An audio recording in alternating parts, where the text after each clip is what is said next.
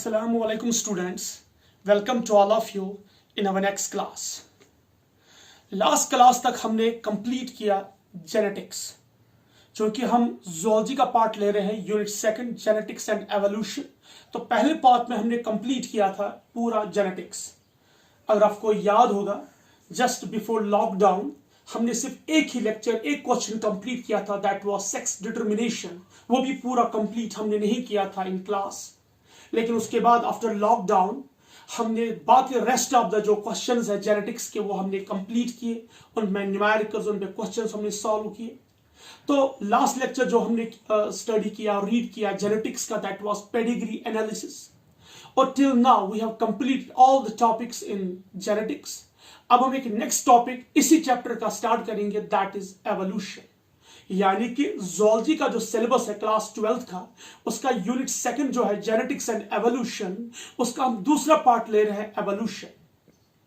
देखिए बेटा, ये जो एवोल्यूशन है ये टोटल डिफरेंट टॉपिक है एज कंपेयर टू जेनेटिक्स। आदू कहा जाता है बायोलॉजी में ये सारा थ्योरेटिकल है, लेकिन एटलीस्ट रेस्ट ऑफ द जो टॉपिक्स है लाइक इन जेनेटिक्स, वहां पे न्यूमेरिकल्स है, एग्जाम्पल्स है, बहुत सारे ऐसे क्वेश्चंस है जिनमें हमें मेमोराइज करना है, जिन्हें हमें लर्न करना है, जिन्हें हमें समझना है कि वो होते कैसे।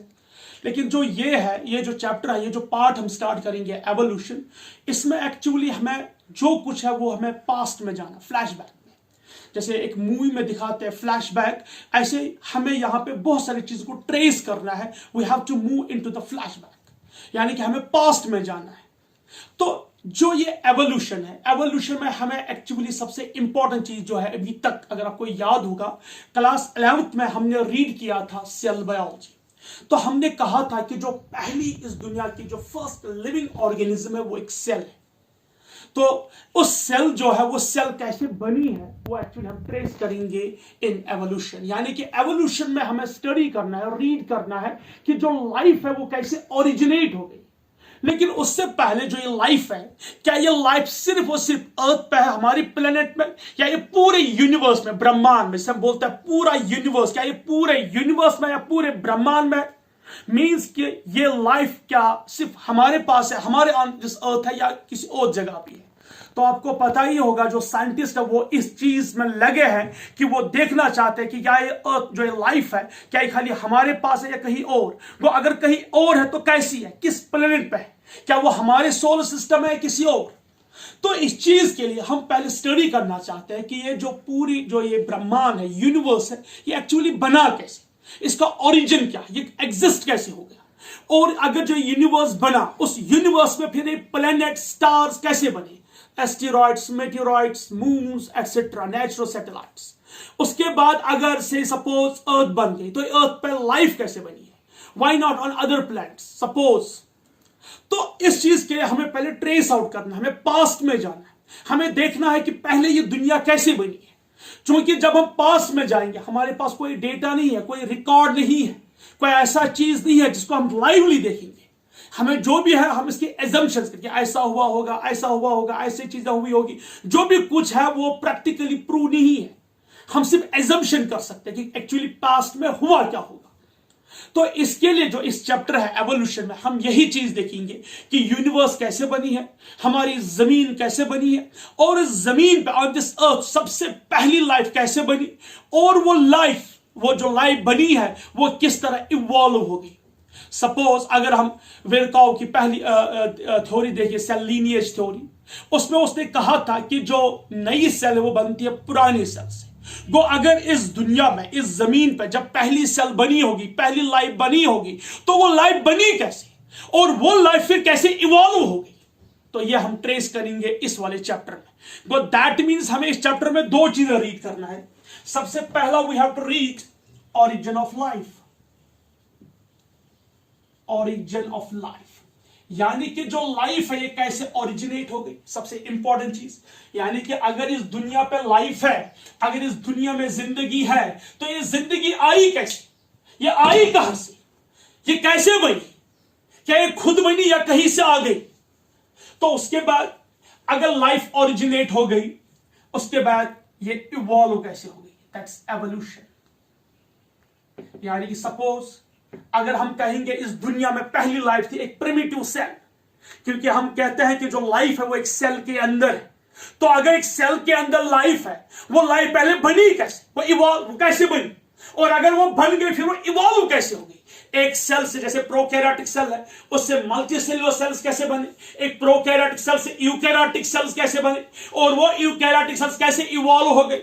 अगर आपको याद होगा, हमने क्लास 11th में किंगडम एनिमलिया रीड किया, जहां पे हमने देखे different phylums, phylum Porifera, phylum Coelenterata, Platyhelminthes, Nemathelminthes, Annelida, Arthropoda, Molluscan, Echinodermata and so on. कैसे हमने देखा कि किस तरीके से एक प्रिमिटिव लाइफ यानी कि पोरिफेरा से किस तरह लाइफ इवॉल्व हो रही है। कुछ कैरेक्टर्स जब हम पोरिफेरा में पढ़ते हैं, फिर देखते हैं उसके बाद एक नया फाइलम आता है जो उससे एडवांस है, फिर एक और फाइलम आता है जो पहले वाले से एडवांस है। सीलेंट्रेटा एडवांस है पोरिफेरन से, प्लैटिहेल्मिंथेस एडवांस है सीलेंट्रेटा से, नेमैटिहेल्मिंथेस एडवांस है प्लैटिहेल्मिंथेस से, एनालिडा एडवांस है नेमैटिहेल्मिंथेस, ऑर्थोपोडा एडवांस है एनालिडा के ऊपर। सो दैट मींस हर कोई जो लाइफ है वो कैसे इवॉल्व हो गई, और जो एक लेस एडवांस लाइफ है वो किस तरीके से इवॉल्व हो गई हाईली एडवांस में। आखिर किस चीज ने उसको एडवांस की ओर भेजा, आखिर किस चीज ने उसको इवॉल्व किया, वो कौन सा चीज है जो उसे मजबूर कर रहा है कि वो इवॉल्व हो जाए।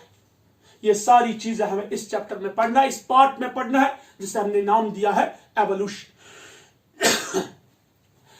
उससे पहले अगर हम देखेंगे कि सबसे पहले हम स्टडी करेंगे कि लाइफ कैसे ओरिजिनेट होगी। इसके लिए हमें पहले यह रीड करना है कि लाइफ है कहां। उससे भी पहले हमें यह रीड करना है कि अगर लाइफ ओरिजिनेट हो गई है, जैसे फॉर एग्जांपल हम दो में से पहले रीड करेंगे लाइफ की ओरिजिन, यानी कि लाइफ कैसे ओरिजिनेट हो गई। अगर हम रीड करेंगे ओरिजिन ऑफ लाइफ, उसके लिए सबसे इंपॉर्टेंट चीज हमें रीड करना है कि ये जो लाइफ ओरिजिनेट हो गई है, ये जो लाइफ ओरिजिनेट हो गई है, ये हमारे इस यूनिवर्स में है क्या, खाली अर्थ पे लाइफ है, या कहीं और कोई और प्लेनेट है जहां पे लाइफ है, या क्या किसी और गैलेक्सी में लाइफ है। तो इसके लिए पहले यूनिवर्स को अंडरस्टैंड करना बहुत ही इंपॉर्टेंट है। सबसे इंपॉर्टेंट चीज जो हम पहले देखेंगे, origin of universe. Origin of universe, तो ओरिजिन ऑफ यूनिवर्स में यानी कि सिंपली हमारे पास यहां पर मीनिंग है कि यूनिवर्स का जन्म कैसे हुआ, हाउ यूनिवर्स ओरिजिनेट्स, यूनिवर्स का जन्म कैसे हुआ। ना मुझे फिजिक्स में जाना है ना किसी और कॉन्सेप्ट में, सिंपल टर्म्स हम स्टडी करेंगे कि यूनिवर्स का ओरिजिन कैसे है। उसके लिए हम क्या करेंगे, पहले कि व्हाट इज यूनिवर्स, एक क्वेश्चन पूछेंगे खुद से कि आखिर ये यूनिवर्स है क्या।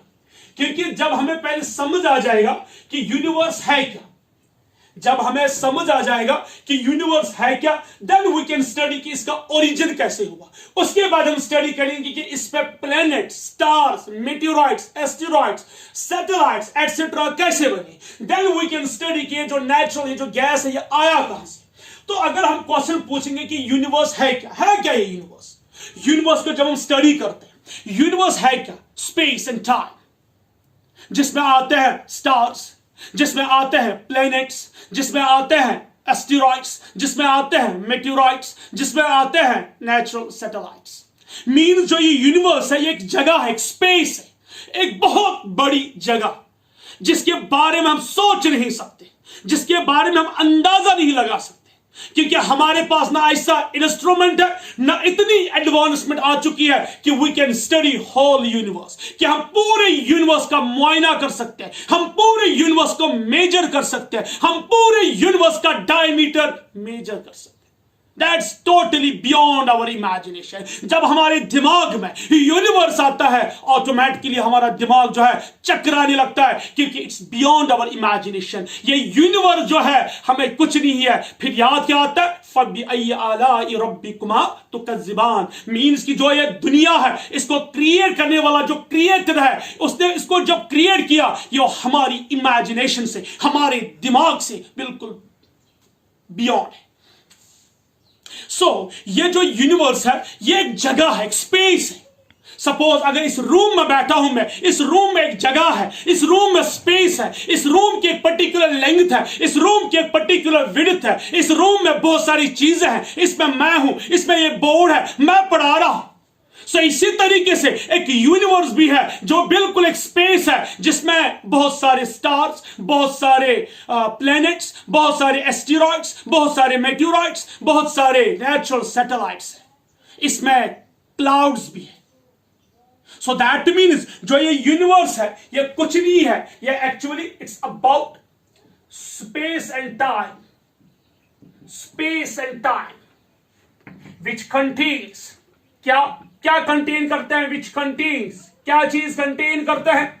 सबसे पहले स्टार्स, रादर स्टार्स, चलिए पहले हम जाएंगे which contains stars, which contains planets, which contains meteorites, which contains asteroids, which contains natural satellites like moon, which contains clouds, etc. So this is a universe. अगर हमसे पूछा जाएगा है क्या universe, universe is a space and time containing the stars, planets, meteorites, asteroids, natural satellites, clouds etcetera. Clouds में actually आते हैं gases, clouds में आते हैं गैसेस। तो ये है हमारा ब्रह्मांड, ये है हमारा यूनिवर्स। तो यूनिवर्स जो है इसमें स्टार्स है, इसमें प्लैनेट्स है, मेट्योराइट्स, एस्टेरॉइड्स, सैटेलाइट्स, क्लाउड्स, गैस। अगर हम शॉर्ट में हम स्टडी करेंगे, हम कहेंगे यूनिवर्स कुछ नहीं है, it's contain collection of galaxies. क्या ये कहना गलत होगा? कलेक्शन ऑफ गैलेक्सीज, ठीक है बेटा। अगर कलेक्शन ऑफ गैलेक्सीज है, इस गैलेक्सी आपको पता ही है, जो गैलेक्सी है, एक गैलेक्सी किस चीज का बना? स्टार्स का। There are suppose 10 raised power 11 stars in one galaxy. There are suppose 10 raised power 12 galaxies. यानी कि 10 raised power 12 galaxies है, 10 raised power 12 galaxies है, और एक गैलेक्सी में 10 raised power 11 stars है। Are you getting mine? So एक गैलेक्सी में स्टार्स आते हैं, एक गैलेक्सी में एस्टेरॉइड्स है, एक गैलेक्सी में मेट्योरॉइड्स है, एक गैलेक्सी में सैटेलाइट्स है, एक गैलेक्सी में क्लाउड्स है। This is the compost of Galaxy. अगर ये एक डेफिनेशन है कि जो यूनिवर्स है it's about space and time which contain stars, planets, asteroids, मेट्योरॉइड्स, natural satellites, clouds etcetera. दूसरी डेफिनेशन यह है कि यूनिवर्स क्या है। अगर कोई सिंपल से आपको किसी छोटे बच्चे को अंडरस्टैंड करवाना होगा कि यूनिवर्स है क्या, उसे हम कहते हैं कि यूनिवर्स कुछ नहीं है, it's a collection of galaxies. ये एक ऐसी ब्रह्मांड, ऐसी एक चीज है जिसमें क्या है? बहुत सारे गैलेक्सीज। सर कितने गैलेक्सीज है? Almost 10 raised power 12 galaxies. और ये गैलेक्सी जो है इसमें 10 raised power 11 स्टार्स है। तो एक स्टार, एस्टेरॉइड्स, मेट्योरॉइड्स, सैटेलाइट्स, क्लाउड्स, ये आते हैं गैलेक्सीज में। Although it's impossible to measure the diameter of universe, लेकिन कहा जाता है, it has been supposed, कहा जाता है कि ऑब्जर्वेबल जो यूनिवर्स की जो हम कह सकते हैं डायमीटर है वो है 93 billion light years. 93 billion light years, 93 billion light years. ना ये तो क्लियर हुआ कि एक्चुअली यूनिवर्स है क्या। बहुत सारे लोग आ गए, बहुत सारे लोगों ने थ्योरीज दी, हर किसी ने कोशिश की ये समझाने की कि यूनिवर्स का जन्म कैसे हुआ, क्या यूनिवर्स में इतनी ही चीजें हैं या कुछ और है। तो कोशिश किया जा रहा है, कोशिश कर रहे हैं लोग इस यूनिवर्स को एक्सप्लोर करने की, नई नई चीजें देखने की, खोजने की। कभी कोई कहता ये प्लेनेट है तो कभी कोई कहता नहीं है, कोई कहता ये नया स्टार है, कोई कहता कुछ और। So many people are coming to try to explore the new things. तो एक थ्योरी है जो मोस्ट वाइडली एक्सेप्टेड थ्योरी है, जो हमें समझा रहा है कि यूनिवर्स का जन्म जो है ये कैसे हो गया। उस थ्योरी को हम बोलते हैं बिग बैंग थ्योरी। आप पहले ये डेफिनेशन नोट कीजिए, उसके बाद हम उसको स्टडी करें। Now big bang theory. अब हम ये देखेंगे कि जो मोस्ट वाइडली एक्सेप्टेड थ्योरी है to explain the origin of universe, big bang theory. देखिए पहले इस थ्योरी को हम देखें कि है क्या ये थ्योरी। थ्योरी के नाम में ही सब कुछ है। बिग मीन्स सबसे बड़ा, बैंग मीन्स ब्लास्ट, यानी कि एक बहुत बड़ा धमाका। कहते हैं कि यूनिवर्स में ऐसा बड़ा धमाका कभी नहीं हुआ आज तक। एक इतना बड़ा धमाका हुआ जिसे ओरिजिन हुआ यूनिवर्स।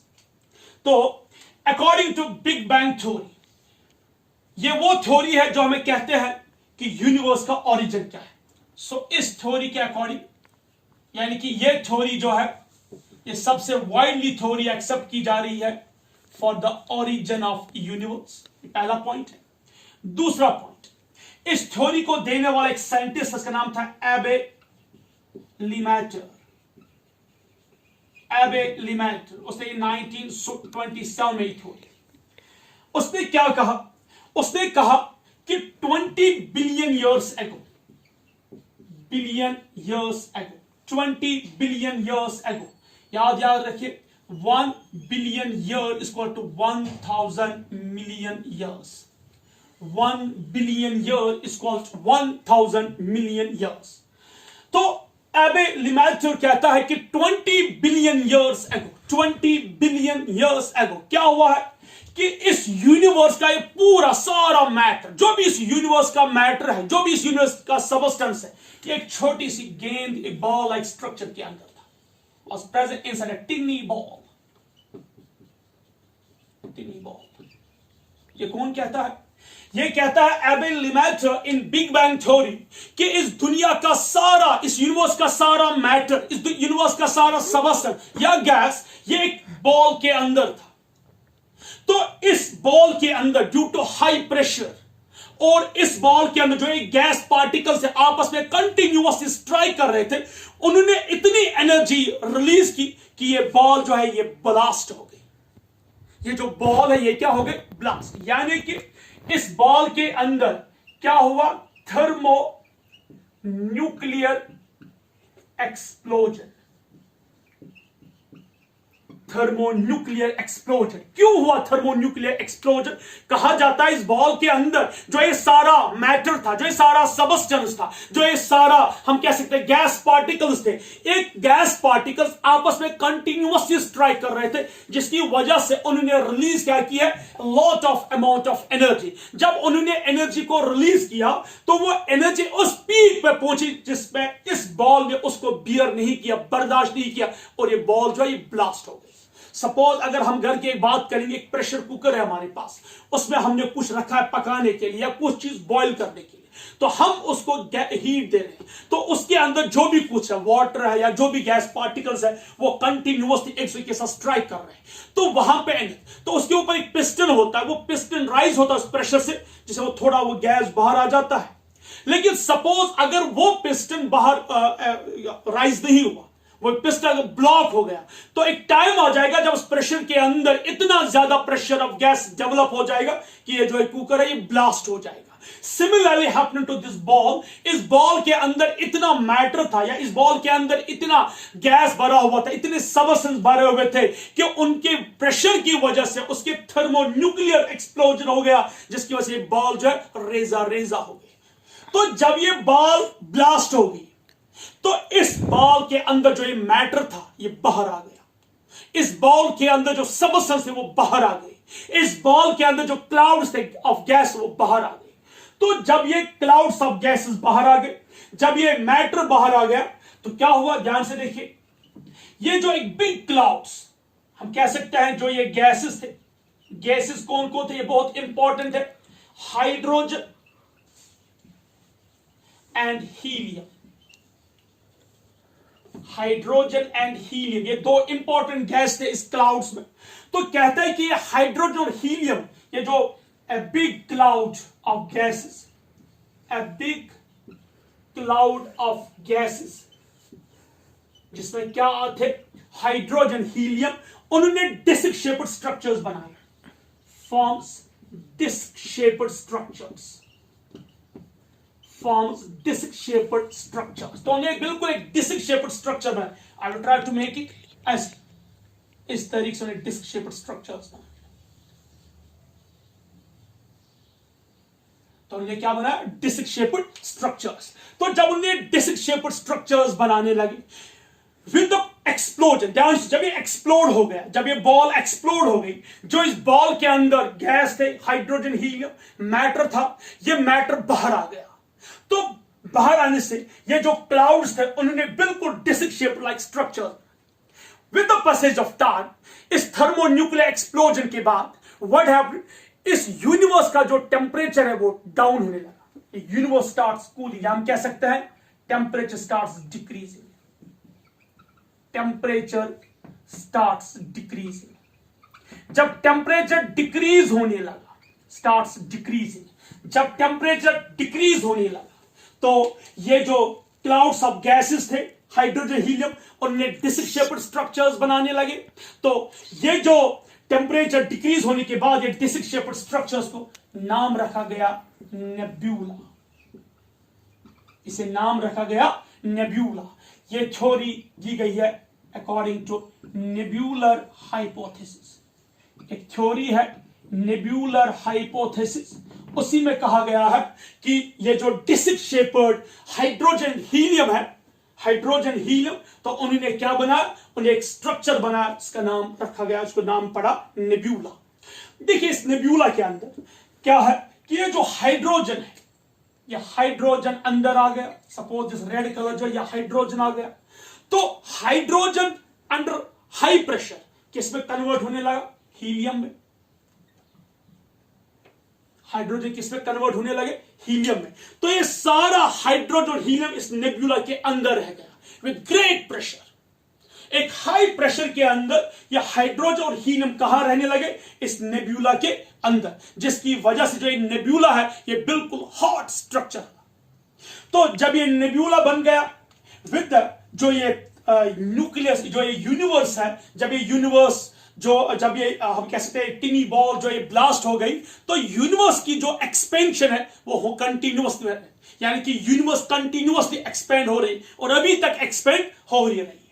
तो जब ये डिस्क शेप्ड स्ट्रक्चर्स बने, ये नेब्यूला बन गया, उन्हें बनाया नेब्यूला। तो ये जो नेब्यूला है, ये नेब्यूला जो है ये बन गया, इससे बन गए सारे जो हम कह सकते हैं गैलेक्सीज। जो गैलेक्सीज का ओरिजिन है वो इसी नेब्यूला से होगा। क्यों? क्योंकि नेब्यूला है क्या? कुछ नहीं, इसके अंदर एक हाइड्रोजन और हीलियम गैसेस थी। तो हाइड्रोजन और हीलियम इस नेब्यूला के अंदर थे, तो यह बन गया सबसे पहला स्टार। इसी से पहला जन्म हुआ सन का या रेस्ट ऑफ द स्टार्स का। इसी से ओरिजिन हुआ किस चीज का? गैलेक्सीज का। सो मैं रिपीट कर रहा हूं, बिग बैंग थ्योरी को देने वाला एबेल लिमैटर था, 1927 में थ्योरी थी।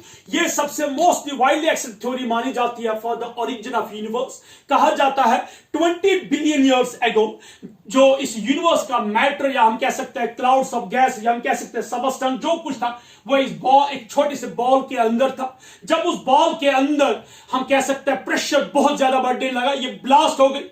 ये ब्लास्ट इतना बड़ा था, इतना बड़ा बैंग था कि ये यूनिवर्स का कहते हैं टिल डेट ऐसा कभी कोई ब्लास्ट नहीं हुआ है। तो जब ये ब्लास्ट हो गई, जो ये मैटर है ये बाहर आने लगा। इस मैटर में ये बड़े क्लाउड्स ऑफ गैसेस बन गए, तो उन्हें डिस्क शेप्ड स्ट्रक्चर्स बनाए, जिसको हम कहते हैं nebula. With the passage of time temperature जो है वो डिक्रीज होने लगा और जो यूनिवर्स है ये एक्सपेंड होने लगी। तो इस यूनिवर्स में अब क्या है? इसमें नेब्यूला है जो क्या है? Actually galaxies. और with the passage of time जो ये गैलेक्सीज है, इसी गैलेक्सीज में एक हमारा एक गैलेक्सी है जिसे हम बोलते हैं मिल्की वे। मिल्की वे, मिल्की वे, या हिंदी में उसको बोलते हैं आकाश गंगा। आकाश गंगा। डिस्ट्रीब्यूलर से गैलेक्सीज बनने लगे और इसमें जो हमारा गैलेक्सी है दैट्स मिल्की वे और आकाश गंगा, यानी कि जो हमारा गैलेक्सी है उसे हम कहते हैं मिल्की वे और आकाश गंगा। नाउ जब ये गैलेक्सीज बनने लगे तो इस नेब्यूला में जो हम कह सकते हैं इस नेब्यूला के में जो ये गैसेस थे उन्हें बिल्कुल डिस्क शेप्ड स्ट्रक्चर्स बनाने लगे, ये स्पिन हो रहे थे, रिवॉल्व हो रहे थे अंडर ग्रेविटी, यानी कि इसके अंदर इतनी ज्यादा ग्रेविटी थी कि ये जो सारा गैस है ये इसके इर्द गिर्द हम कह सकते हैं रोटेट कर रहे थे। और कहता है ऑलमोस्ट 98%, अगर रिपीट 98%, या हम कह सकते हैं 98.5% जो हाइड्रोजन था वो कहां गया, इस नेब्यूला के अंदर। वो कहां रहा, इस नेब्यूला के अंदर। तो इस नेब्यूला के अंदर जो ये 98.5% हाइड्रोजन रहा, इस पर इतना ज्यादा दबाव था, इतना ज्यादा प्रेशर था कि इसने क्या बनाया, हीलियम। तो जब हीलियम बनने, यानी कि जब हाइड्रोजन फ्यूज होने लगा, क्या बनाने के लिए, हीलियम बनाने के लिए, इससे पहला जन्म हुआ, फर्स्ट बर्थ हुआ स्टार। और वो कौन सा स्टार था, सन। तो इस तरीके से पहले स्टार का जन्म हुआ, तो इसे कहा जाता है सन। इस तरीके से पहला हमारा सोलर सिस्टम बनने लगा। सोलर सिस्टम यानी कि जो हमारा पहला सोलर, हम कह सकते हैं अपने सोलर सिस्टम, यानी कि जब हमारा सोलर सिस्टम बन गया जिसमें हमारा सन, उस सन क्या, वो कहां से बना, नेब्यूला से। ये कौन सी हाइपोथेसिस है, सोलर नेब्यूला हाइपोथेसिस। उस हाइपोथेसिस के अकॉर्डिंग क्या कहा जाता है कि जब बिग बैंग हुआ, जब बॉल ब्लास्ट हो गई, तो उस बॉल से जो मैटर था, उस बॉल से जो हम कह सकते हैं गैसेस थे, वो बाहर आ गए। तो वो बराबर बिल्कुल एक स्पिनिंग, एक डिस्क शेप्ड स्ट्रक्चर्स बनाने लगे जो रिवॉल्व कर रहे थे। तो विद अंडर हाई ग्रेविटी ये जो हाइड्रोजन है ये बिल्कुल सेंटर में आ गया, और ये हाइड्रोजन जो है ये अंडर हाई प्रेशर किसमें कन्वर्ट हो गया, हीलियम में। यानी कि दो हाइड्रोजन फ्यूज हो गए तो उन्हें बनाया हीलियम। जब हाइड्रोजन फ्यूज हो गए हीलियम में, तो इसको हम बोलते हैं न्यूक्लियर फ्यूजन रिएक्शन। इसने lot of amount of energy को रिलीज किया। तो इस तरीके से पहला बर्थ हुआ स्टार का, जिसका नाम है सन। तो जब सन का बर्थ हुआ, उसके बाद इसी यूनिवर्स से कुछ प्लैनेट्स भी बने थे। इसी यूनिवर्स से क्या बन गए थे, प्लैनेट्स।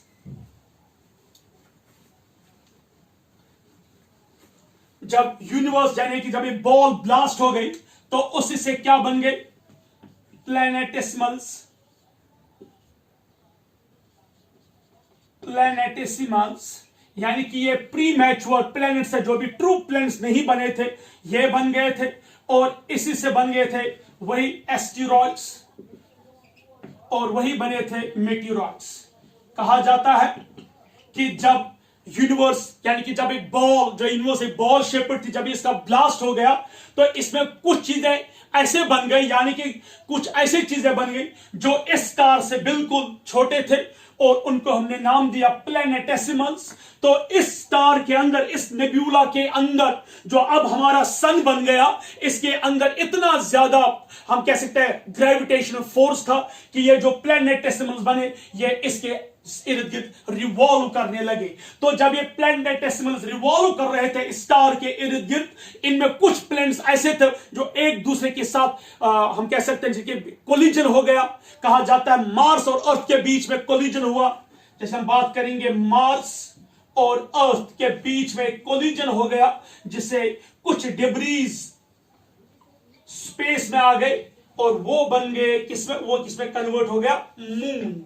तो उसने क्या बनाया, मून। यानी कि जो मून है, ये कैसे, इसका जन्म कैसे हुआ, एक्चुअली जब प्लैनेटेसिमल्स बने, तो ये प्लैनेटेसिमल्स अभी इर्रेगुलर थे, तो ये आपस में स्ट्राइक कर रहे थे, इनके बीच में कोलिजन हो गया। तो जब कोलिजन हो गए तो उनसे मून बन गया। तो यह भी कहा जाता है कि प्लैनेट्स के बीच में जो कोलिजन है, उसकी वजह से एस्टेरॉइड्स और मेटीरॉइड्स भी इस स्पेस में बन गए। या यह भी कहा जाता है, यह भी सपोज किया जाता है इस बिग बैंग थ्योरी में, कि जब यूनिवर्स एक बॉल शेप पर ब्लास्ट हो गई, इसमें कुछ पीसेस इतने छोटे हो गए जो बन गए एस्टेरॉइड्स और मेटीरॉइड्स। तो जब ये सन बन गया, यानी कि इस नेब्यूला से जब ये पहला सन बन गया, जिसके अंदर 98.5% हाइड्रोजन कहां रहा, सेंटर में। किसकी वजह से, due to strong gravitational force of attraction. तो उस हाइड्रोजन पे प्रेशर की वजह से हाइड्रोजन फ्यूज हो गए किसमें, हीलियम में। तो जब वो हीलियम में फ्यूज हो गए, तो उससे एक लॉट ऑफ एनर्जी रिलीज हो गई, तो वो ये बन गया स्टार। तो इस स्टार के ग्रेविटेशनल फोर्स की वजह से ये जो प्लैनेट्स थे, एस्टेरॉइड्स थे, मेटेरॉइड्स थे या मून थे, ये किसके इर्द गिर्द रिवॉल्व कर रहे थे? इस स्टार के इर्द गिर्द। तो इस तरीके से इस आकाश गंगा में या इस मिल्की वे में हमारा पहला अपना सोलर सिस्टम बन गया, जिसमें एक सन स्टेशन, इसमें एक सन था और सन के इर्द गिर्द प्लैनेट्स क्या कर रहे थे? रिवॉल्व, या जिसके इर्द गिर्द एस्टेरॉइड्स, मेटेरॉइड्स या जो सैटेलाइट्स है, मून है, वो प्लैनेट्स के इर्द गिर्द घूम रहे थे। तो इस तरीके से पहला सोलर सिस्टम बन गया। अब इस सोलर सिस्टम में जो हमारा प्लैनेट है, दैट्स अर्थ, वो अर्थ बन गई। देखिए, वो अर्थ जब बन गई, अब हम देखेंगे ओरिजिन ऑफ अर्थ कि ये जमीन जो है ये कैसे बनी।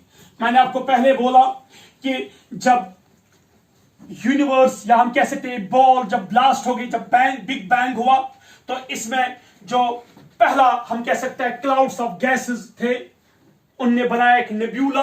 वो नेब्यूला जो था, उस नेब्यूला के अंदर इतना ज्यादा ग्रेविटेशनल फोर्स ऑफ अट्रैक्शन था कि उसने हाइड्रोजन को अपने सेंटर की ओर अट्रैक्ट किया। तो hydrogen under high pressure fuse हो गए हीलियम में। तो उस हीलियम की वजह से क्या बन गया? न्यूक्लियर फ्यूजन हुआ और वहां से रिलीज हो गई एनर्जी। तो ये बन गया पहला स्टार। तो इसी यूनिवर्स, इसी बॉल के हम कैसे कोलिजन से, इसी बॉल के ब्लास्ट से कुछ प्लैनेटेसिमल्स बन गए और उनके और भी आ गए थे कुछ क्लाउड्स ऑफ गैसेस। तो उन जो प्लैनेटेसिमल्स थे वो इस स्टार के साइज में छोटे थे और उनका फोर्स ऑफ अट्रैक्शन इतना स्ट्रांग नहीं था जितना स्टार का था। और जो ये स्टार बन गया, सपोज ये सन है, दिस इज सन, तो इस सन के इर्द गिर्द क्या रिवॉल्व करने लगे? Planets on their own orbit. तो ये सन है, इसके इर्द गिर्द जो है प्लैनेट्स रिवॉल्व करने लगे अपने अपने ऑर्बिट पे। तो इसमें जो मैंने आपको पहले भी बोला कि जो प्लैनेट्स है ये आपस में, चूंकि उनके बीच में कोलिजन्स हो गए, अर्ली स्टेज में उनके बीच में कोलिजन्स हो गए। तो जब कोलिजन्स हो गए, उस कोलिजन की वजह से एस्टेरॉइड्स, मेटेरॉइड्स, मून्स एक्सेट्रा बनने लगे। तो अब हम देखेंगे कि हमारी अर्थ कैसे बन गई। Origin of earth, origin of earth, हमारी जमीन कैसे बन गई। जब पहला प्लैनेटेसिमल बन गए तो इस प्लैनेटेसिमल्स पे बहुत सारे क्लाउड्स ऑफ गैसेस आ गई। तो ये जो प्लैनेटेसिमल जो था, ये अर्थ, ये किसके इर्द गिर्द घूम रहा था? इस सन, न्यूली फॉर्म्ड सन या न्यूली फॉर्म्ड स्टार के इर्द गिर्द रिवॉल्व कर रहे थे। तो ये जो अर्थ था, इस पे प्रिमिटिव काइंड ऑफ एटमॉस्फेयर था, प्रिमिटिव काइंड ऑफ टेम्परेचर था। ये बहुत हॉट थी, ये जो अर्थ थी ये बहुत ज्यादा गर्म थी। कहा जाता है कि जब बॉल ब्लास्ट हो गई और जो बॉल से निकले वाला मैटर था, या हम कह सकते हैं क्लाउड्स ऑफ गैस, उसमें कुछ जो मैक्सिमम 98.5% जो गैस वो कहां आ गए? सन के अंदर, जिसमें हाइड्रोजन है, और वो हाइड्रोजन आपस में फ्यूज होके क्या बनाया? हीलियम, जिससे एनर्जी रिलीज हो गई। तो 98.5% हाइड्रोजन कहां है? सन के अंदर। रेस्ट जो है वो उसमें कुछ परसेंट कहां आ गया? अर्थ पे। तो जब वो जमीन पे आने लगा, इस जमीन इतनी हॉट, क्योंकि न्यूली फॉर्म्ड प्लैनेटेसिमल थी, इस पे ये इतना ज्यादा हॉट था कि ये जो गैसेस थे ये इवोपरेट हो गए। ये क्या हो गए? इवोपरेट। तो जब ये इवोपरेट हो गई तो ये ऊपर की ओर होने, ऊपर और होने, तो वहां जब ये ऊपर की ओर होने तो वहां पे कंडेंसेशन हो गई, क्योंकि ये एस्केप भी नहीं कर पाए, क्योंकि अर्थ पे क्या था? ग्रेविटेशन, अर्थ का अपना ग्रेविटेशन फील्ड था, जिसकी वजह से ये गैस जो है ये बाहर नहीं, एस्केप नहीं कर गया। तो ये वापस आया इन द फॉर्म ऑफ रेन। ये रेन की सूरत में किसके साथ स्ट्राइक कर गया? अर्थ के साथ। क्योंकि अर्थ बहुत ज्यादा गर्म थी, फ्री ऑक्सीजन नहीं था, अर्थ इतनी ज्यादा हॉट थी कि जो ही बारिश होने लगी तो ये अर्थ जो है ये इतनी हॉट थी, तो ये जो वाटर है ये फिर से इवोपरेट होने लगी, फिर से कंडेंसेशन होने लगी, फिर से इवोपरेशन, फिर से ऐसे। तो ये प्रोसेस जो है ये मिलियंस ऑफ इयर्स कंटिन्यू।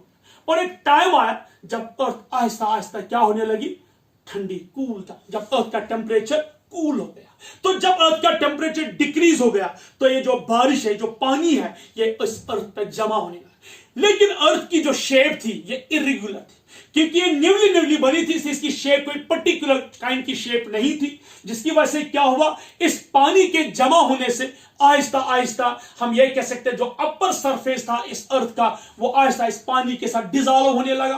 तो अर्थ की जो है शेप आहिस्ता आहिस्ता मॉडिफाई होने लगी। तो जब अर्थ की शेप आहिस्ता आहिस्ता मॉडिफाई होने लगी, इस अर्थ पे क्या था, सिर्फ पानी था, इस अर्थ पे कोई लाइफ नहीं थी। इस अर्थ का जो एटमॉस्फेयर था वो नहीं था जो आज वाला बिल्कुल रिड्यूस्ड एटमॉस्फेयर था। It was not oxidising atmosphere, it was purely reduced. क्योंकि इस अर्थ पे जो थे गैसेस वो क्या थे, एक था हाइड्रोजन, दूसरा था हीलियम, नाइट्रोजन था, और कार्बन डाइऑक्साइड, और क्या था, कार्बन डाइऑक्साइड और वाटर, क्योंकि ऑक्सीजन फ्री फॉर्म में नहीं था। लेकिन एक और इंपॉर्टेंट चीज, इस सन से निकलने वाली जो रेज थी, जब वो अर्थ पे पड़ रहे थे, जब वो हमारे जमीन पे पड़ रहे थे, उस वक्त क्या हो रहा था, there was no ozone, ozone नहीं था। तो highly ultraviolet radiations, highly ionising radiations, तो उन्होंने इस वाटर को ब्रेक किया। तो ये वाटर जो है ये ब्रेक हुआ था किसमें, इनटू H2 प्लस ऑक्सीजन। तो जो ये फ्री ऑक्सीजन था, हाइड्रोजन चूंकि लाइट था, ये जल्दी इवोपरेट होने लगा। लेकिन जो ऑक्सीजन है ये नाइट्रोजन के साथ मिलकर इसने क्या बनाया, नाइट्रोजन डाइऑक्साइड। ये हाइड्रोजन जो है ये कार्बन के साथ मिलकर इसने क्या बनाया, मीथेन, एल्केन्स इसने बना ली। ठीक है, तो इसने एक तो ये जो ऑक्सीजन है ये नाइट्रोजन के साथ मिलकर इसने क्या बनाया, नाइट्रोजन डाइऑक्साइड। और जो हाइड्रोजन है ये जो किसके साथ मिला, कार्बन के साथ, कार्बन डाइऑक्साइड के साथ इसने मीथेन एल्केन्स बना ली। यानी कि हम ये कह सकते हैं कि उस प्रिमिटिव टाइम में रिएक्शंस होने लगे। क्यों, क्योंकि उस वक्त जो अर्थ का टेम्परेचर था वो बिल्कुल हॉट था, और वो बिल्कुल एटमॉस्फेयर जो था वो जो क्या था, टेम्परेचर हॉट था और एटमॉस्फेयर बिल्कुल रिड्यूस था। कंडीशन टोटली अपोजिट थी, जो आज की कंडीशन अर्थ के उसके अपोजिट थी। और चूंकि उस वक्त ओजोन नहीं था, और उस वक्त जो अर्थ पे अपने गैसेस थे, हाइड्रोजन, हीलियम, नाइट्रोजन, वाटर और कार्बन डाइऑक्साइड थे, वाटर पे जब हाईली अल्ट्रावायलेट रेडिएशन आने गिरने लगे, तो उसकी वजह से क्या हुआ कि ये जो हाइड्रोजन और वाटर है, ये वाटर जो है ये ब्रेक हो गया इनटू हाइड्रोजन और ऑक्सीजन। जो हाइड्रोजन है ये चूंकि लाइट था इवोपरेट हो गया, तो ऑक्सीजन नाइट्रोजन के साथ फ्यूज होकर क्या बनाने लगा, नाइट्रोजन डाइऑक्साइड। और इतना ही नहीं, जो हाइड्रोजन है ये कार्बन के साथ मिलकर एल्केन्स बनाए, और नाइट्रोजन के साथ मिलकर इसने अमोनिया बनाया। इसने क्या बनाया, तो ये उस वक्त के सबसे इंपॉर्टेंट इनऑर्गेनिक कंपाउंड थे। क्या क्या था, एक तो हाइड्रोजन था, हीलियम था, नाइट्रोजन था, वाटर था, there were alkanes, there were ammonia etcetera. यानी कि फर्स्ट ऑर्गेनिक कंपाउंड जो उस वक्त के प्रिमिटिव अर्थ पे था, that was alkane, first organic compound. यह आपसे पूछा जा रहा है कि सबसे पहला ऑर्गेनिक कंपाउंड जो ऑन दिस अर्थ वो क्या था, दैट वाज एल्केन। और सबसे पहला इनऑर्गेनिक कंपाउंड जो था that was ammonia, first inorganic compound. तो इस तरीके से अर्थ जो है, अर्थ का जन्म हुआ। इस अर्थ पे कोई लाइफ नहीं थी, इस अर्थ पे सिर्फ गैसेस थे, और देयर वाज नो ओजोन। अर्थ का टेम्परेचर सबसे हाई था, सबसे ज्यादा था। सन की कंटिन्यूअस अल्ट्रावायलेट रेडिएशंस किस पे आने लगी, अर्थ पे, जमीन पे। और जब पहले जमीन बनने लगी इन अर्ली स्टेज, इस जमीन के साथ जो स्ट्राइक करने लगे गैसेस वो इवोपरेट हो गए, तो वो ऊपर जाके वो कंडेंस हो गए। कंडेंसेशन होने के बाद वो रेन की सूरत में जमीन पे पड़े, जमीन जो कि हॉट थी फिर इवोपरेट होने लगी। ये प्रोसेस चलता रहा एक टाइम तक, जब अर्थ का टेम्परेचर कूल हो गया, डाउन हो गया, तो ये जो बारिश हम कह सकते हैं, जो है वाटर, ये जमा होने लगा कहां पे, ऑन द अर्थ। इसने अर्थ के अपर सरफेस को थोड़ा चेंज किया, मॉडिफाई किया, पानी जमा होने लगा। तो जब पानी जमा होने लगा, उस वक्त का जो एटमॉस्फेयर था उसमें सिर्फ hydrogen, helium, nitrogen, water etcetera थे। और चूंकि वाटर जो था, अल्ट्रावायलेट रेडिएशन की वजह से वाटर स्प्लिट होता था हाइड्रोजन और ऑक्सीजन में, और चूंकि हाइड्रोजन लाइट था ये जल्दी राइज होता था, लेकिन जो ऑक्सीजन है ये मिलता था नाइट्रोजन के साथ, और इसने बनाया क्या चीज, इसने बनाया नाइट्रोजन डाइऑक्साइड। इतना ही नहीं, यही ऑक्सीजन कार्बन के साथ मिलकर क्या बनाया इसने, कार्बन डाइऑक्साइड। तो ammonia and carbon dioxide the first inorganic compounds, while as alkane यानी कि मीथेन और द फर्स्ट इनऑर्गेनिक कंपाउंड। इस तरीके से किस चीज का जन्म हुआ, अर्थ का जन्म हुआ। और इस अर्थ पे ऑलमोस्ट 4.5 बिलियन ईयर्स एगो, ध्यान से सुनिए, it's very important, 4.5 billion years एगो पहले अर्थ का जन्म हुआ। यानी कि पूरी जो हम कह सकते हैं वेल डेवलप्ड अर्थ जो बन गई 4.5 बिलियन ईयर्स एगो, 3.5 बिलियन ईयर्स एगो, यानी कि 3.5 to 4 बिलियन ईयर्स एगो, 4 बिलियन ईयर्स एगो क्या बनने लगे, सबसे पहले प्रिमिटिव लाइफ हम कह सकते हैं जो जमीन पे जिसका जन्म हुआ। वो प्रिमिटिव लाइफ क्या थी, उस प्रिमिटिव लाइफ में क्या था, उस प्रिमिटिव लाइफ में थे RNA and proteins. RNA and proteins जो बिल्कुल वायरस लाइक स्ट्रक्चर्स थे, वायरस लाइक स्ट्रक्चर्स। यानी कि 3.5 to 4.0 बिलियन ईयर्स एगो पहले एक प्रिमिटिव, हम कह सकते हैं प्रिमिटिव सेल लाइक स्ट्रक्चर बन गई जिसमें सिर्फ आरएनए और प्रोटीन्स थे, जिसे हम कहते हैं वायरस लाइक। और उसके बाद 3 billion years ago, 3 billion years ago first prokaryotic cell बन गई, prokaryotic cell. And 2.5 to 3 billion years ago पहली फर्स्ट यूकैरियोटिक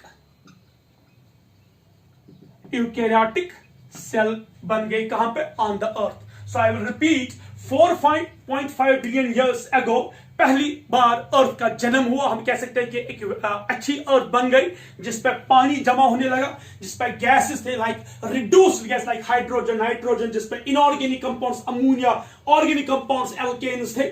और उसके बाद पहली बार फर्स्ट प्रिमिटिव लाइफ लाइक हम कह सकते हैं फर्स्ट सेल लाइक स्ट्रक्चर बन गई, जिसका नाम था वायरस लाइक स्ट्रक्चर, जिसमें आरएनए प्रोटीन्स थे। 3 billion years ago first prokaryotic cell बन गई and 2.5 to 3 billion years ago first eukaryotic cell बन गई। इस तरीके से ओरिजिन ऑफ अर्थ हुआ। तो अब हम कह सकते हैं 3 चीजें। पहला, यूनिवर्स का जन्म हुआ, इसके जो थ्योरी है बिग बैंग थ्योरी। यूनिवर्स के बाद बनने के बाद पहला, according to nebular hypothesis, first solar system has formed, जिसमें सन था और सन के इर्द गिर्द प्लैनेट्स थे। उस प्लैनेट में हमारा जो था अर्थ, तो ये जो अर्थ बन गई, इस अर्थ पे पहला जो हम कह सकते हैं कंडीशंस थे वो टोटली अनफेवरेबल थे, वो फेवर में नहीं थे। उस वक्त उस अर्थ के कंडीशंस क्या थे, उस वक्त अर्थ में, ध्यान से देखो बेटा, उस वक्त जब हम अर्थ की कंडीशंस देख रहे हैं वो कंडीशंस फेवरेबल नहीं थे। तो अर्थ के कंडीशन टोटली अनफेवरेबल थे as compare to today's environment.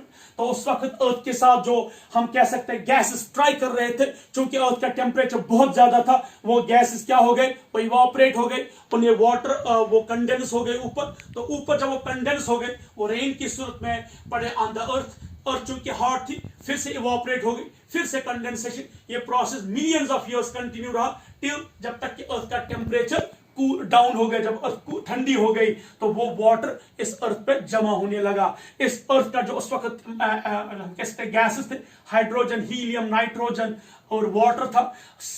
Ultra violet radiation वैसे वाटर जो है स्प्लिट होता था, ब्रेक होता था हाइड्रोजन और ऑक्सीजन में। क्योंकि हाइड्रोजन लाइट था, ये राइज होता था, और ऑक्सीजन कार्बन और नाइट्रोजन के साथ मिलकर इसने बनाया कार्बन डाइऑक्साइड, और इसने बनाया नाइट्रोजन डाइऑक्साइड या नाइट्रोजन ऑक्साइड्स। और इतना ही नहीं, ये हाइड्रोजन कार्बन के साथ मिलकर इसने क्या बनाया, इसने बनाया एल्केन्स, और कार्बन के साथ एल्केन्स और नाइट्रोजन के साथ मिलकर इसने बनाया अमोनिया। तो हम कह सकते हैं फर्स्ट ऑर्गेनिक कंपाउंड जो अर्थ पे था उस वक्त प्रिमिटिव कंडीशन में, that was alkane, that was methane. And first inorganic compound जो उस वक्त था दैट वाज अमोनिया। और उसके बाद it was 3 to 4 billion years एगो जब पहला फर्स्ट वायरस लाइक स्ट्रक्चर बन गई जिसमें आरएनए प्रोटीन्स थे। उसके बाद 3 billion years ago first prokaryotic cell बन गई, एंड 2.5 to 3 बिलियन ईयर्स एगो जो फर्स्ट यूकैरियोटिक सेल बन गई। ये स्टूडेंट्स, अगर हम उस वक्त के कंडीशंस देखेंगे और आज के condition, there is a hell of difference. उस वक्त की कंडीशंस क्या थी? अगर हम देखेंगे कंडीशंस ऑफ अर्थ, उस वक्त के कंडीशंस क्या थी जब पहली बार अर्थ का जन्म हुआ? कंडीशंस क्या थे? टेम्परेचर सबसे हाई है, उस वक्त टेम्परेचर सबसे ज्यादा था।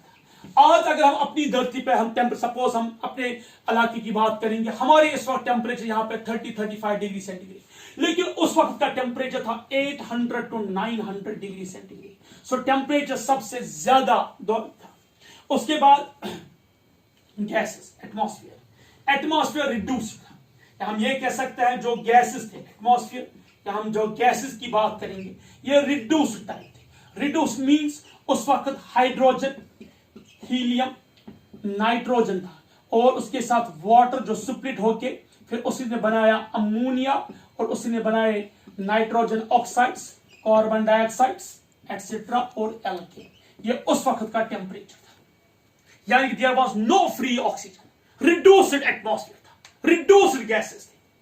अगर आपसे पूछा जाएगा क्यों नहीं था ऑक्सीजन, क्योंकि जो वाटर बना था वो वाटर इमीडिएटली स्प्लिट होता था अंडर अल्ट्रावायलेट रेडिएशन, जो इस वक्त नहीं है। और वो क्या बना रहा था? वो हाइड्रोजन चूंकि नाइट्रोजन और कार्बन के साथ मिलकर अमोनिया और एल्केन्स बनाए, और ऑक्सीजन नाइट्रोजन और कार्बन के साथ मिलकर कार्बन डाइऑक्साइड, नाइट्रोजन डाइऑक्साइड या नाइट्रोजन ऑक्साइड बनाने। तो उस वक्त का एटमॉस्फेयर रिड्यूस था। और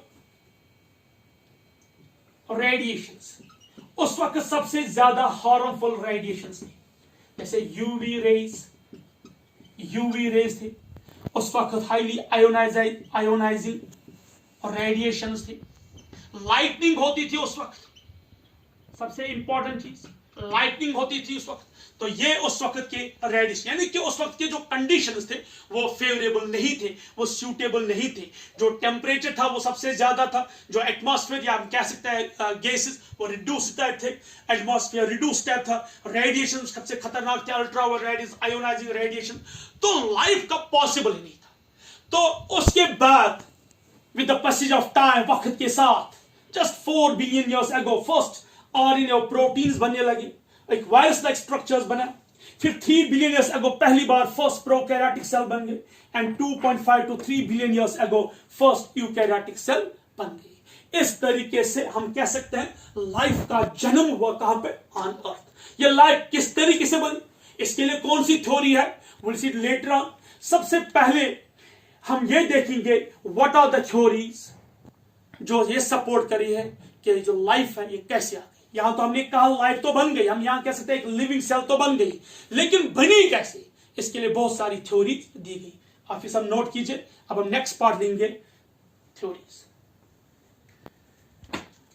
अब हम देखेंगे theories for origin of life on earth. Second question है। पहला क्वेश्चन जो हमने रीड किया था that was how universe was originated. Second question, इस पार्ट का सेकेंड क्वेश्चन।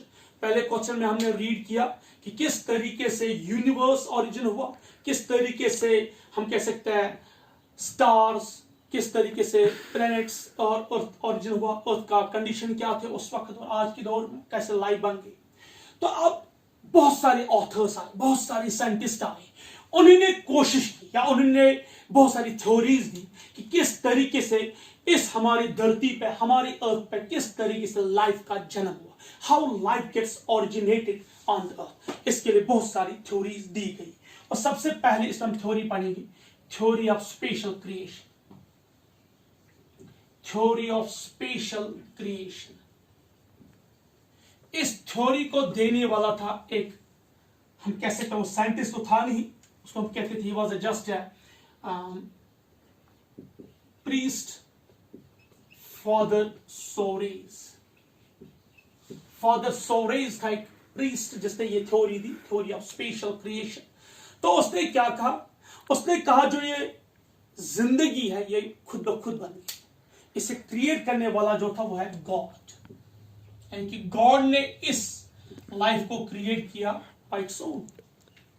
उसने खुद इस दुनिया को बनाया, उसने खुद यूनिवर्स को बनाया, उसने खुद स्टार्स, मेटेओराइट्स, एस्टेरॉइड्स बनाए, उसने खुद मतलब अर्थ बनाए, और इस अर्थ पे उसने खुद एक क्या पहली लाइफ बना दी, सबसे first life. And second important कि उसने कहा कि यहां पे जो लाइफ है किसी और कहीं और से नहीं आ गई, ये किसी और जगह से नहीं आई, या किसी और ऑर्गेनिज्म से नहीं बनी, ये पहले ही खुद गॉड ने बना दी। गॉड ने खुद क्रिएट किया यूनिवर्स, उसने खुद स्टार्स बनाए, उसने खुद मेटेओराइट्स बनाए, उसने खुद प्लैनेट्स बनाए, और उसी ने जमीन पर सबसे पहले क्या बनाया, इंसान को। कैसे? अकॉर्डिंग टू बाइबल, जरा बाइबल की फॉर द स्टोरेज कहता है कि अकॉर्डिंग टू बाइबल इस दुनिया को 6 दिनों में बनाया गया, 6 days। होल वर्ल्ड, और हम कह सकते हैं यूनिवर्स को क्रिएट किया गया 6 days में। पहले दिन जन्नत और जमीन बनाने लगी, दूसरे दिन आसमान को सेपरेट किया गया लैंड से, या वाटर को सेपरेट किया गया, ऐसे कैसे। थर्ड डे क्या बना, स्टार्स, मून्स, प्लैनेट्स एक्सेट्रा बने। ऑन द 5th डे क्या बनने लगे, 5th डे पे प्लांट्स बन गए, लिविंग ऑर्गन और rest of the organs, fish, frogs etcetera बने लगे। ऑन द 6th डे उसने क्या किया, उसने एडम को किससे बना, 600,000 years ago, 6,000 years ago on the 6th day उसने क्या किया, उसने बनाया सबसे पहले किसे, एडम को। किससे?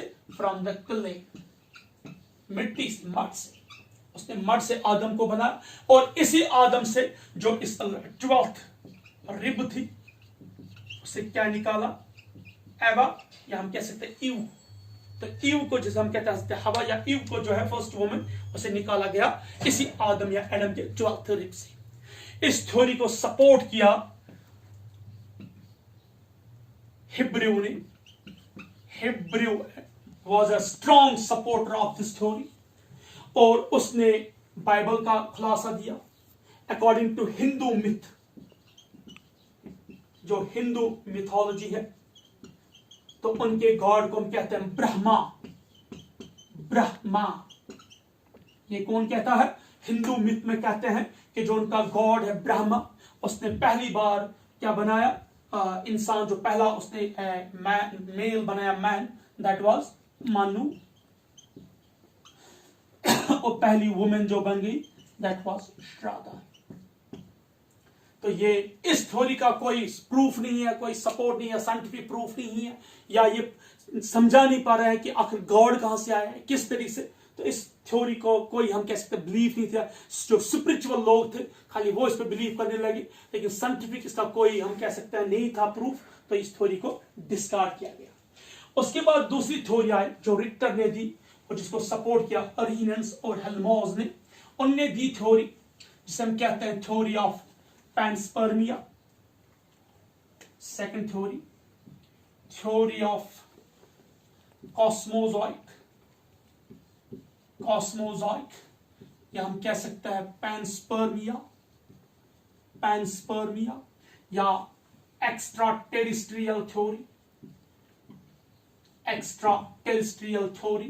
और हम कह सकते हैं इसको स्पोर ब्रॉथ थ्योरी। ये थ्योरी जो है, theory of cosmozoic, theory of panspermia, extra terrestrial theory और स्पोर ब्रॉथ थ्योरी, इसको देने वाले 3 साइंटिस्ट थे। पहला था रिक्टर। रिक्टर ने क्या कहा, रिक्टर ने कहा कि इस पूरे यूनिवर्स में लाइफ हर जगह मौजूद है। तो लाइफ कहां पे थी, किसी और जगह, किसी और प्लेनेट पे, या किसी और गैलेक्सी में। वो आ गई हमारी जमीन पर in the form of meteorite, या in the form of cosmozoic rays, या in the form of cosmos. तो उसी के फॉर्म में आ गए in the form of spores.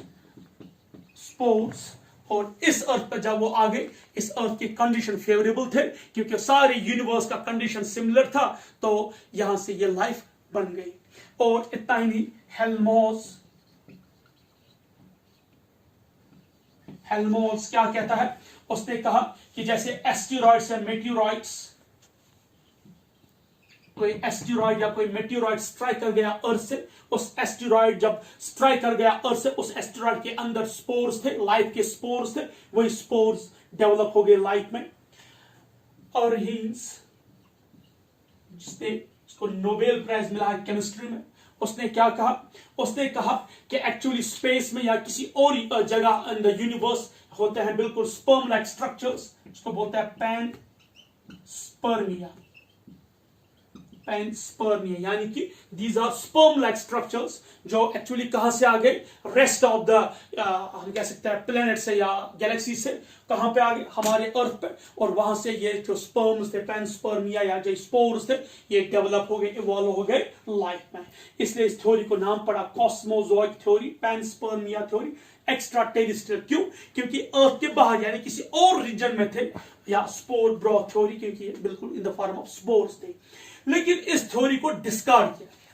क्यों किया गया डिस्कार्ड? ये कहा गया कि जो ये panspermia, concept of spores etcetera, ये स्पेस में नहीं रह सकते हैं। They can't tolerate the ultraviolet radiations, high temperature या कोल्ड एटसेट्रा, ये पॉसिबल नहीं है। तो इस थ्योरी को भी क्या किया गया, discard. So this theory has also been discard.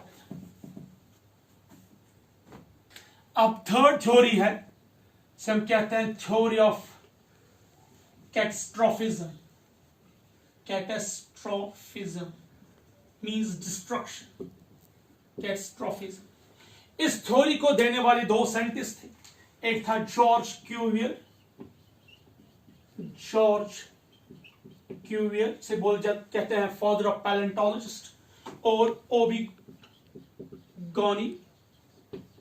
इन दो साइंटिस्ट ने क्या कहा, उनने कहा कि विद द वक्त के साथ साथ, with the passage of time, जब अर्थ यूनिवर्स बनी, जब अर्थ बनी, तो इस जमीन पे कंटिन्यूअसली डिस्ट्रक्शंस होते थे, वॉल्केनिक इरप्शंस होते थे, अर्थक्वेक्स होते थे, और जो है डिस्ट्रक्शंस होते थे, जिससे जो लाइफ होती थी वो सब एलिमिनेट हो जाती, यानी कि वो टर्मिनेट हो जाती, वो डिस्ट्रक्ट हो जाती थी। यानी कि सपोज अगर किसी एज में या किसी जमाने में या किसी वक्त पे जो लाइफ अर्थ पे होती थी विद सम डिस्ट्रक्शंस या कैटास्ट्रोफिज्म, क्या वो सारी लाइफ मर जाती थी, एलिमिनेट हो जाती थी। फिर जो नई लाइफ है वो इनऑर्गेनिक कंटेंट से या इनऑर्गेनिक मैटर से पैदा होती थी, और उसके बाद फिर से ऐसे ही कुछ टाइम के बाद फिर से डिस्ट्रक्शन होती थी, और फिर से ये लाइफ आ जाती थी। यानी कि उनने कहा कि वक्त के साथ साथ जो जमीन पे जो लाइफ है ये डिस्ट्रॉय हो जाती थी। कैसे? या तो खुद जमीन पे डिस्ट्रक्शंस आते थे बाय अर्थक्वेक्स या नेचुरल कैलामिटीज, या बाहर से आते थे एस्टेरॉइड्स, मेटेरॉइड्स जो स्ट्राइक करते थे अर्थ के साथ, जैसे अर्थ तबाह हो जाती थी, उस पर जो लाइफ है तबाह हो जाती थी, और नई लाइफ कैसे बनती थी, फ्रॉम इनऑर्गेनिक मैटर। लेकिन सबूत इस थ्योरी का नहीं, कुछ भी नहीं। ये बिल्कुल दूसरा फॉर्म था, थ्योरी ऑफ स्पेशल क्रिएशन। उसके बाद फोर्थ, जिसे कहते हैं थ्योरी ऑफ स्पॉन्टेनियस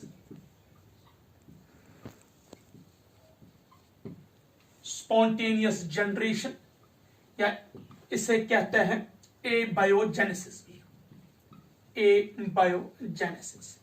इस थ्योरी के हम कह सकते हैं शुभ चिंतक, फॉलोअर्स, ग्रीक के बहुत सारे हम कैसे साइंटिस्ट थे। फॉर एग्जाम्पल थेल्स था, या प्लेटो था, एरिस्टोटल था, एनिक्समेंडर था। तो ये जो साइंटिस्ट थे, बहुत सारे साइंटिस्ट थे, उनने क्या कहा? उनने कहा कि जो लाइफ है वो ओरिजिनेट हो गई इनऑर्गेनिक चीज से, यानी कि नॉन लिविंग थिंग्स से।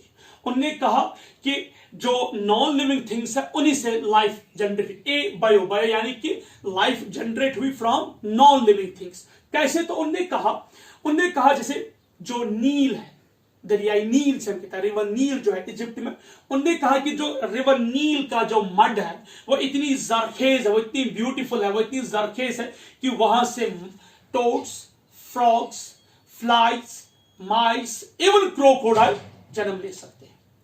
और इतना ही नहीं, हेलमोट ने क्या कहा? हेलमोट ने कहा कि उसने कहा कि अगर मैं अपनी शर्ट जो है इंसान की स्वेट, जो ह्यूमन का स्वेट है, ह्यूमन के स्वेट और ग्रेन्स, ह्यूमन स्वेट और वीट के ग्रेन से लाइफ जनरेट हो सकती है। तो उसने क्या कहा? उसने अपनी एक गंदी जो शर्ट थी जिसमें पसीना था, गंदी शर्ट थी, वो उसने कहाँ रखी? वो उसने रखी एक गंदी चीज के पास जहां पे वीट के ग्रेन्स थे, जहां पे बहुत सारा मड था, जहां पे बहुत सारी गंदगी थी, वहां पे रखा 21 दिन तक।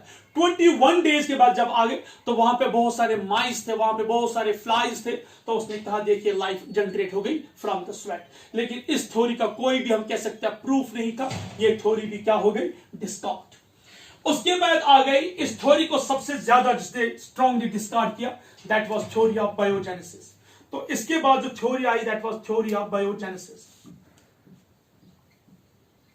थ्योरी ऑफ बायोजेनेसिस, ये कौन सी थ्योरी है? बायोजेनेसिस, यानी कि लाइफ बिगेट्स लाइफ। लाइफ कहां से इवॉल्व हुई? जब ऑरिजिन थ्योरी ऑफ बायोजेनेसिस ये 18th, 19th और 17th सेंचुरी में बहुत सारे लोगों ने दी, जैसे रेड्डी, स्प्लैंजी और पास्चर ने दी।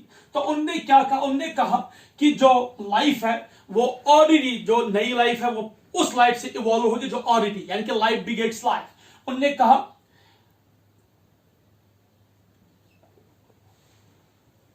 ओमनिस वीवम एक्स वीवो, यानी कि लाइफ उसी से इवॉल्व होगी जब ऑलरेडी वहां पे लाइफ होगी। तो यहां पे हम 3 एक्सपेरिमेंट्स की बात करेंगे। पहला जो है वह है रेड्डी का एक्सपेरिमेंट, रेड्डी एक्सपेरिमेंट। रेड्डी ने क्या कहा? Experiment, Reddy's experiment. देखिए रेड्डी ने क्या किया, उसने 3 जार लाए, उसने 3 जार लाए, और ये लाया उसने 3 jar, jar A, jar B and jar C. उसने क्या किया? उसने मीट लाया और उस मीट को बहुत, हम कह सकते हैं, बॉयल किया। उस मीट को उसने पकाया, बॉयल किया और इस जार के अंदर रखा। इस जार के, तीनों जार के अंदर क्या रखा? मीट। उस मीट को क्या किया? उसने उस मीट को पकाया, बॉयल किया। तो जब उसने जार के अंदर रखा तो उसने क्या किया? जो जार ए था उसको कंप्लीटली सील किया, सील। जो जार बी था इसके ऊपर उसने म्यूसिलीन शीट रखा, पोर्स, और जो जार सी है उसको खुला रखा। कुछ टाइम के बाद इसने क्या देखा कि जो फ्लाइज थे, मैगेट्स, फ्लाई जो थे वो कहां पे अराइज हो गए? जार सी, जहां पे जो नेकेड था, जो अनकवर्ड था, जहां पे मीट था, यानी कि जो अनकवर्ड था। और जार बी पे क्या देखा? उसने फ्लाइज को कहां पे देखा? On the muslin sheet, on the muslin sheet पे ऊपर उसने देखा इन फ्लाइज को। लेकिन जार ए के पास कोई भी फ्लाई नहीं थी। तो उसने कहा कि जो जार सी है ये एक्चुअली लिविंग थिंग्स है, इसके अंदर एक लिविंग थिंग्स था। तो इसने किनको जन्म दिया? फ्लाइज को। क्योंकि उसने कहा यहां जार बी के पास एक म्यूसिलीन शीट था, इसलिए ये फ्लाइज अंदर नहीं जा पाए। तो यहां रेड्डीज के एक्सपेरिमेंट से क्या पता चला? रेड्डीज के एक्सपेरिमेंट से यह पता चला कि जो लिविंग ऑर्गेनिज्म है वही जन्म देता है किनको? नए लिविंग ऑर्गेनिज्म को। क्योंकि उसने मीट को बॉयल किया। क्यों किया मीट को बॉयल? ताकि इस मीट के अंदर कोई भी लिविंग ऑर्गेनिज्म वो मर जाएगा। उसको जार ए में रख के सील किया, जार बी में रख के उसके ऊपर म्यूसिलीन शीट रखा, परफोरेट शीट, और जार सी के अंदर उसने उसको अनकवर्ड छोड़ा। Finally, after some time, he found flies or maggots on the meat of a jar C and on the mucilage sheet of a jar B. He proved कि जो life है वो जो ये flies बने ये कहां से बने? From the living organism, जो sorry from this जो ये living thing है उससे ये बन गया। उसके बाद स्प्लैंजी आया। स्प्लैंजी ने क्या किया? स्प्लैंजी जो इटालियन 1765 उसने क्या किया? उसने डिस्कार्ड किया रेड्डीज की थ्योरी को। उसने मीट और वेजिटेबल को एक साथ पकाया और उनको एक एयर टाइट जार में रखा। ध्यान से सुनिए, स्प्लैंजी का एक्सपेरिमेंट क्या था? स्प्लैंजी ने क्या किया? उसने एक हम कह सकते हैं स्प्लैंजी वो उसने रेड्डीज के एक्सपेरिमेंट को गलत साबित कर दिया। उसने कहा ये रॉन्ग है। तो उसने क्या किया? स्प्लैंजी जो इटालियन साइंटिस्ट था 1765 में, उसने एक जार लिया। उस जार में उसने क्या रखा? मीट प्लस वेजिटेबल्स, यानी कि उसने मीट और वेजिटेबल को एक साथ पकाया और उसके बाद उसने घंटों तक यानी कि डेज तक उसने इसको कंटिन्यूअसली पकाया ताकि इंश्योर किया कि इसके अंदर कोई भी पैथोजन नहीं होना चाहिए। उसके बाद इस जार को एयर टाइट किया यानी कि जार को सील किया फॉर डेज। उसने बहुत सारे दिन तक ऐसे रखा लेकिन इसके इर्द कोई भी लाइफ, कोई भी फ्लाई, कोई भी मैगट का जन्म नहीं हुआ। फिर उसने फिर से मीट और वेजिटेबल को रखा दूसरे जार में और उसके ऊपर कोई कवर नहीं रखा। व्हाट ही फाउंड, जो ही उसने मीट को रखा तो उसने देखा वहां पे छोटे छोटे माइक्रो ऑर्गेनिज्म जमा हो गए। तो उसने कहा कि एक्चुअली जो लाइफ है वो एयर में है, वो स्पेस में है, हालांकि जो लाइफ है वो बाहर से आती है। लिविंग ऑर्गन जो थे वो बाहर से आ गए और इनके अंदर अराइज होने लगे। स्प्लेंजी के बाद एक और साइंटिस्ट आया जिसने थ्योरी ऑफ बायोजेनेसिस को सपोर्ट किया, that was Louis Pasteur. Louis Pasteur ने एक एक्सपेरिमेंट किया, इसे बोलते हैं हम स्वैन नेक एक्सपेरिमेंट। देखिए उसने क्या किया, उसने एक फ्लास्क लाया, इस फ्लास्क के अंदर उसने क्या किया, उसने लिया शुगर और पानी, शुगर और पानी से उसने नाम दिया ब्रॉथ। इसको बॉईल किया, उसने शुगर और पानी लिया, उसको उसने क्या किया, उसको मतलब हम कह सकते हैं उसको हीट दी। उसके बाद इस ब्रॉथ को उठाया, उसने एक और फ्लास्क में डाला, जिसे बोलते हैं स्वैन नेक फ्लास्क। इसके अंदर ये ब्रॉथ था, ये जो ब्रॉथ था, ब्रॉथ और ऐसे स्वैन नेक। तो जब इसने इसको यहां से आगे से खुला रखा तो इसने इस ब्रॉथ को हीट दिया और मंथ्स तक इसको खुला रखा, but he didn't found any kind of pathogen और microorganism inside the broth. उसके बाद उसने क्या किया, उसने इस फ्लास्क को काटा, यानी कि जो नेक स्वैन नेक फ्लास्क है उसको काटा और एक नई फ्लास्क बनाई ऐसे, जिसके अंदर ब्रॉथ था। ध्यान से सुनो बेटा, ये ए है, this is B and this is C. पहले उसने लिया एक फ्लास्क, उसके अंदर पानी डाला, उसके अंदर शुगर डाला, इसको बॉईल किया, ये ब्रॉथ बन गया, सोल्यूशन बन गया। उसके बाद इस ब्रॉथ को उसने किस में डाला, इसने इस ब्रॉथ को एक फ्लास्क में डाला जिसे बोलते हैं स्वैन नेक फ्लास्क, स्वैन नेक फ्लास्क, क्योंकि इसके आगे वाला जो था ये बिल्कुल स्वैन नेक की तरह लंबी थी। तो उसने जब इसको बॉईल करके इसको खुला छोड़ा for months, he didn't found any kind of maggots, pathogens, microbes, etc. inside the flask. Anyway, उसे कहीं पे भी नहीं देखा। उसके बाद उसने कहा था, उसने कहा कि जो ये फ्लास्क है ये बिल्कुल कर्वड है, अगर पैथोजेंस यहां से आ जाएंगे भी, फ्लाइज यहां से आ जाएंगे लेकिन वो यहां तक नहीं पहुंच पाएंगे क्योंकि ये जो फ्लास्क है ये बिल्कुल कर्वड है। तो उसने क्या किया, उसने इस फ्लास्क को काटा और इसको स्ट्रेट रखा ऐसे, और कुछ टाइम के बाद he found some microbes and pathogens here. तो इसने कहा कि एक्चुअली जो लाइफ है वो इवॉल्व होती है कहां से, लिविंग थिंग से, लिविंग टिश्यू से, लिविंग ऑर्गेनिज्म से जो है लाइफ अराइज होती है। लेकिन इस थ्योरी यानी कि थ्योरी ऑफ बायोजेनेसिस, जिसको देने वाले तीन सर या स्प्लेंजी, रेड्डी था या लुइस पास्चर था, इन तीनों से एक चीज समझ नहीं हुआ, चलो अगर लाइफ ऑलरेडी इवॉल्व होगी, लिविंग ऑर्गन, ये लिविंग ऑर्गन्स कहां से आ गए। सपोज अगर यहां पे उसने रखा था sugar and other things, broth रखा था, यहां पैथोजेंस हो, लेकिन ये पैथोजेंस कहां से आ गए। अगर रेड्डी ने रखा था अनकवर्ड एक जार में मीट, उसके ऊपर उसने कोई कवर नहीं रखा, वहां फ्लाइज आए, तो वो फ्लाइज कहां से आ गए। अगर स्प्लेंजी ने क्या किया, उसने जार अनकवर्ड रखा, उसके अंदर मीट और वेजिटेबल को रखा फॉर मंथ्स तक, वहां पे उसने देखा कुछ फ्लाइज और माइक्रोब्स, आखिर वो आए कहां से। अगेन इस थ्योरी ने ये एक्सप्लेन नहीं किया कि अगर लाइफ बिगेट्स लाइफ, यानी कि लाइफ अराइज होती है ऑलरेडी जो लाइफ, लेकिन जो ये ऑलरेडी लाइफ है ये कहां से आ जाती है। Again they were unable to explain this kind कि ये लाइफ आखिर आई कहां से। तो इस तरीके से इतनी भी जो थ्योरीज आ गई, इस हर किसी थ्योरी ने अपने अपने वक्त पे किसी न किसी तरीके से यह समझाने की कोशिश की कि लाइफ आई कहां से, लेकिन कोई भी थ्योरी जो है टिक नहीं सकी। क्यों? किसी न किसी थ्योरी को कोई ना कोई डिमेरिट था, किसी न किसी थ्योरी को कोई ना कोई चैलेंज सामना आया, या कोई ना थ्योरी साइंटिफिकली प्रूव नहीं कर पाई कि एक्चुअली लाइफ कैसे अराइज हो गई।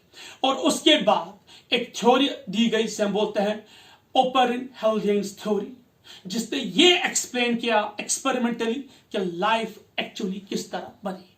तो इंशाल्लाह हमारे नेक्स्ट क्लास में हम रीड करेंगे ओरिजिन ऑफ लाइफ, जिसमें हम 3 चीजें पढ़ेंगे, कीमोजेनी, बायोजेनी। ए बायोजेनी तो हमने यहीं पे पढ़ी, कीमोजेनी एंड बायोजेनी, किस तरीके से लाइफ बनी फ्रॉम द केमिकल्स। एक अर्थ पे ये लाइफ कैसे बनी, ओपरेन हेल्डेन ने कौन सी थ्योरी दी, उस थ्योरी को किस तरीके से एक्सपेरिमेंटिकली प्रूव किया। तो आज की क्लास में हमने 2 क्वेश्चंस रीड किए। सबसे पहले हमने रीड किया कि व्हाट एक्चुअली यूनिवर्स इज, ये यूनिवर्स कैसे बनी, what is Big bang theory. इस बिग बैंग थ्योरी ने किस तरह एक्सप्लेन किया how universe is originated, how galaxies are originated, how stars are created by from nebula, how planetesimals form the planets, asteroids, meteoroids etcetera. और second, हमने इसी part में हमने ये भी पढ़ा कि कंडीशंस क्या थे अर्थ की। Was the condition of earth suitable, जो पहले जब जमीन बन गई क्या उस वक्त की कंडीशंस सूटेबल थे लाइफ के लिए, तो अगर नहीं थे तो लाइफ पहले कैसे बनी। और दूसरा क्वेश्चन हमने पढ़ा theories for the origin of life, यानी कि कौन कौन से थ्योरीज है या किस किस साइंटिस्ट ने कोशिश की ये एक्सप्लेन करने के लिए कि लाइफ कैसे ओरिजिन हो गई। इसमें हमने थ्योरी ऑफ स्पेशल क्रिएशन पढ़ा, इसको डिस्कार्ड किया गया। उसके बाद हमने इसको दूसरी थ्योरी पढ़ी, theory of cosmozoic theory, discard किया गया। थ्योरी ऑफ पैनस्पर्मिया, उसके बाद थ्योरी ऑफ कैटास्ट्रोफिज्म, उसके बाद हमने पढ़ा इसमें थ्योरी ऑफ स्पॉन्टेनियस और एबायोजेनेसिस, देन थ्योरी ऑफ बायोजेनेसिस। ये सारी थ्योरी, इन सारी थ्योरी में कोई ना कोई डिमेरिट था, कोई ना कोई ड्रॉबैक था कि कोई भी थ्योरी एक्सप्लेन नहीं कर पाई कि हाउ लाइफ फॉर्म्स। तो नेक्स्ट क्लास में इंशाल्लाह हम यही रीड करेंगे कि किस तरीके से लाइफ का जन्म हुआ ऑन द अर्थ, उसके बाद वो लाइफ कैसे इवॉल्व हो गई। Till than happy learning and have a good day. अस्सलाम वालेकुम व रहमतुल्लाहि व बरकातहू।